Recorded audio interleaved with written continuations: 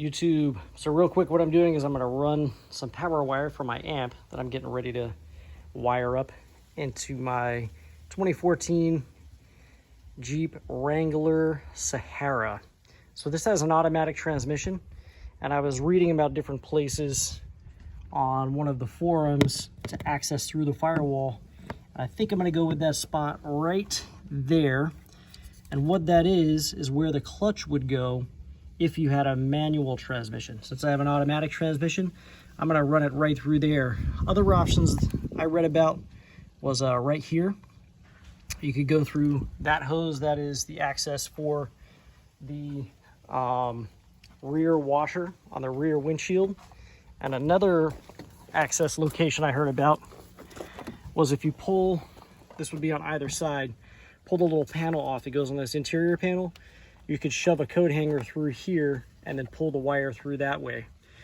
So my favorite one is the one I just showed you where the clutch pedal would go, because that one's kind of up high and I don't want to risk having water leaking through and all that. That one's more down low, kind of buried under that a little bit, and it has a rubber grommet on it instead of just having the foam, so I think that will seal up better and be less likely to leak. So that's what I'm going to do. I'm going to take a little knife, just cut a little tiny slit just big enough for my power wire to fit through, and I'm going to fish that thing through. Okay, so you can see where I've got my power wire run. I've just zip tied it right across on the main wiring harness there, and I've dropped it down right through that little opening there where the clutch would go, and it just pulls up into the Jeep. Right there's where it comes through the firewall. So from here, I'm just going to tuck it underneath my panels, right underneath the carpet, all the way to the back. I will have my power wire run at that point. Pretty easy. Okay guys, so moving on to my amp turn-on wire. I read up on some of the forums and it looks like there's not a good amp turn-on. The factory amp turn-on is some sort of serial data bus wire or something to that effect.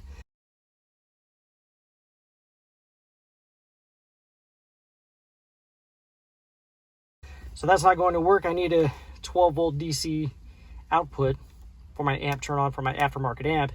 So I just tested back here, back in this panel, the plug that goes into the cigarette lighter has two wires on it.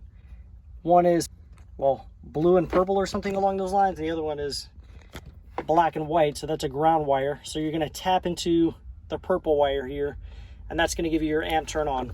I'm just going to run that over or underneath the steering column over here below this panel down and just run it right next to where I ran my power wire. So we've got the Alpine subwoofer back here, and basically what I did was I have this little module here, the SNI 35.